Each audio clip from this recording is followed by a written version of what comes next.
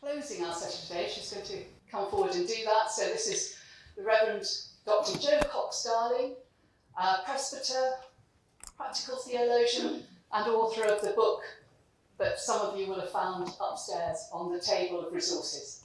So thank you, Jo. Yeah. Yeah.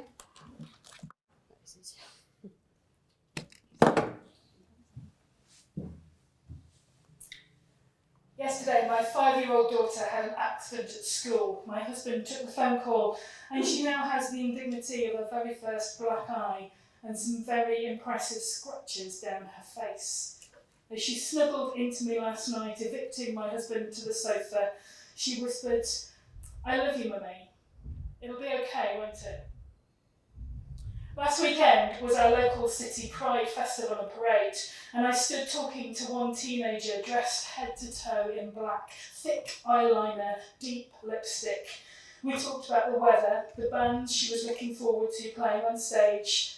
I offered her heart-shaped chocolates. She took 2, carefully, out of the wooden bowl I was handling. We never spoke about the plaster covering the back of her hand where a cannula had been recently removed, nor the surgical bandages wrapped around her wrists, starkly white in contrast to the rest of her costume. During COVID, I discovered I'd become the named next of kin to an elderly gentleman in my congregation, and I was called to see him on the stroke unit. As I arrived on the ward, I was met by 3 clinical staff in full protective clothing. I was taken to a side room, asked to strip down and put on hospital scrubs, shown how to wash my hands properly. I'm 41. I was double masked, given a full hospital safety protocol. I signed a form. I was led into a small room with an open window, and my charge, Arthur, was wheeled in with me. Through thick rubber gloves, I held his hand, shouting the words of an ancient prayer, psalms and hymns, to try and be understood over the beeping machinery and the deep rattle breaths of every breath he was struggling to take. I say I would try and hold a human gaze with him in that moment. I'd want to own that it was holy, but honestly, I just wanted to get out alive. Something Arthur never did. 12 people were allowed at his funeral, and I shook their hands with surgical gloves and a Perspex face mask to try and soften the blow. I offer these 3 stories because they help me remember that hope isn't something strangely ethereal. It's not a romantic notion, a quaint imagination about how something might be different for someone out there. As we've heard throughout today, hope is the force and the source of all prophetic activity which enables us to live with ourselves. Live with ourselves in the midst of terror and fear that we experience every single day. Sociologist Brené Brown says that in the West we are the most debt, obese, addicted and medicated adult cohort in human history. She says you cannot numb vulnerability, grief, shame, fear, disappointment. I'd add child head injuries, self-harm and global pandemic, without also numbing joy, gratitude, happiness and hope. When we hide away from the very things that will help us in the long run, we simply try to survive, and our scars silently scream that we, the world, it's not okay. But intoxicated by fear and beguiled by cynicism, we become incapable of realising the power that comes from knowing deep in our hearts that we are fully capable of love. And love means that it will be okay, even when we're evicted to the sofa. I don't believe that creativity, beauty, happiness, peace and justice are lost in the midst of processes and procedures and disruptions and pain. They can be hard-won, sometimes unnoticeable, but they're worth fighting for, waiting for, dreaming about, imagining into existence. Humanity was not created for despondency, and fear is not the category which should determine our lives, our front pages, our behaviour, our politics, or our vote. Humanity was created as the very essence of God's love, care, vitality, and beauty. Even our wrinkles, spots, stretch marks, and that weird toenail that you get really annoyed about is something that God delights in as part of our humanity. In hope, God's gaze meets our human gaze, and together we're transported into something other. I'd own the kingdom of God.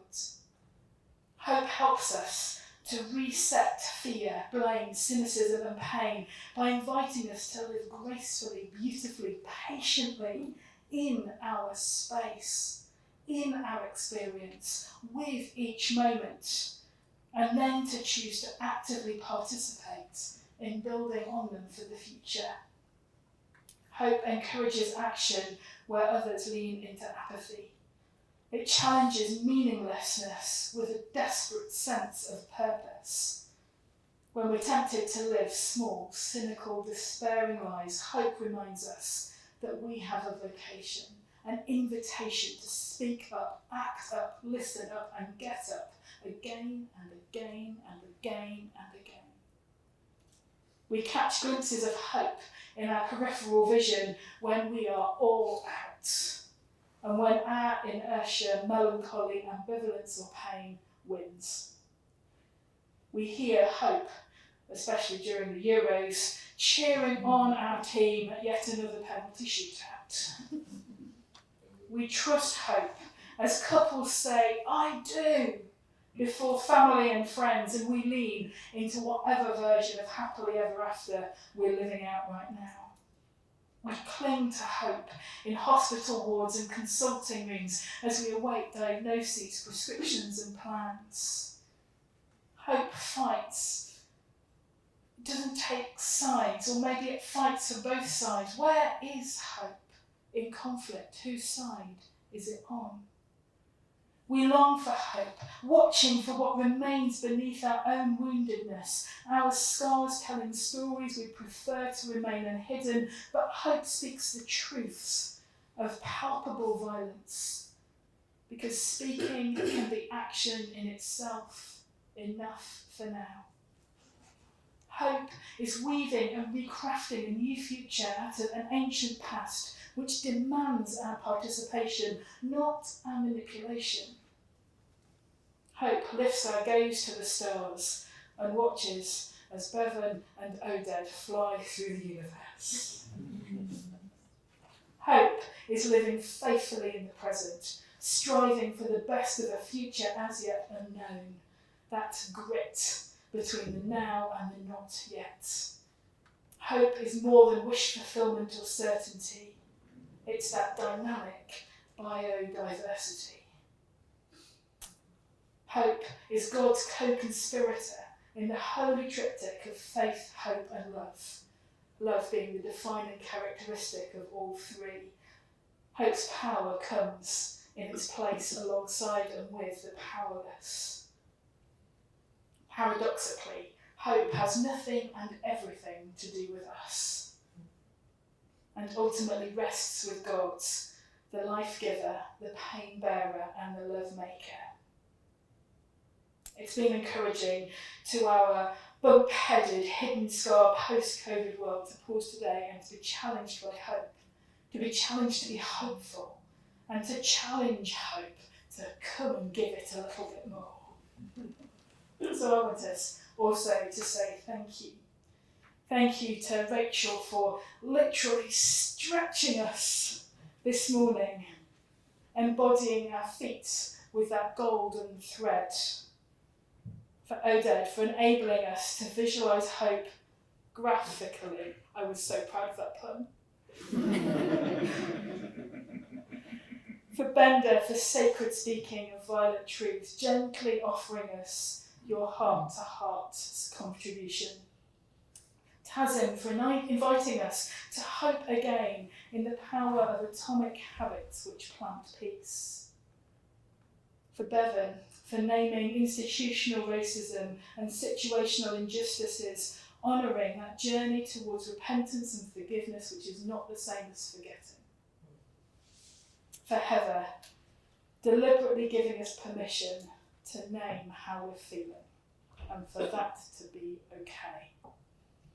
And for Bill, for capturing and captivating hope in pain and pen and paint and the absurdity of hop. For Sue, Emma, and our student team, all today in the electric blue. And for everyone who has made today possible, caterers, conference staff, security, and those supporters of the Susanna Wesley Foundation. And for the breakout group leaders for taking us on journeys of performance, participation, and practice together. A key way to remain hopeful, to be hopeful, to rediscover hope in our own stories, and to embody hope in each of our lives is through creativity. And so, as we began our session this morning, I invite us to face our city once again, to realign ourselves to the cities and to the families and to the communities that we will be reorientating ourselves to as we leave this room. Rachel started us in participatory theatre, don't panic. I wanted us to end with a creative, prophetic and poetic contribution to conclude our time together. Mike Garry is the poet in residence at Strangeways Prison. Yes, there is one. He's also adjunct professor of English at Westminster University. He invites us to plant our feet on the ground, maybe even to look out on our fine city, although he believes God lives in Manchester. Yeah. And to listen as we discover what it means to show me hope. Thank you. Show me hope, ambition, the desire to achieve, a lust for life. Show me opportunities being seized upon with both hands clasping tight, taking our chances, having a go, not to lose, everything to gain. Show me dignity and pride and a sense of belonging, not existing, go with the wings of change, take a chance and don't resist it. Show me people working together for change, not fighting over parking space in the pissing rain or kicking the dog because the bus is late again.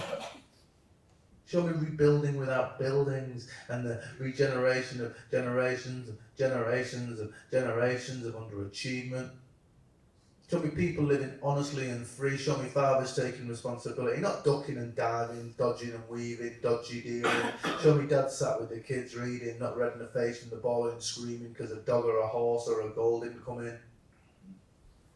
Show me the library heaving. Show me dads talking to children, telling them things you wish your dad had told you. Give them something to do with you. Give them something to believe in beyond this motorway din. Show me mums taking responsibility, asking questions of dads on mobile phones. Are you staying out or are you coming home? Why do you always want to be on your own? Why do I feel so alone? Do you know the names of all your children? Can you give me an idea how I'm supposed to sort them? What happened to all your ambition? Show me people telling their kids that they can, that there's nothing they can't do, that they can achieve anything they want with a bit of hard work and a bit of support. Show me men and women leading by example. Don't get caught up in life's violent scramble or living in the bookies, taking the gamble, down at the bingo but never shouting out. Some panic sets in as you felt pens run out. Queuing for lottery tickets you'll put in the bin, always lose, never win, and those scratch card dreams of open glory, same old numbers, same old story. Don't drown these sorrows with a Stella and a spliff and watch your dreams slowly soused and smoked. Don't watch your dreams soaked and smoked. Don't watch your dreams showered and baked, drenched and burned, tossed and turned. Show me a new world working for changing, in the words of JFK. Ask not what this city can do for you, ask what you can do for this city. Don't show me pity. Show me hope. So may the God of all faith and love and hope help you to show up to hope, to summon hope for your tomorrows, and to live in all the hope and the stories and the scars that we hold together. Thank you.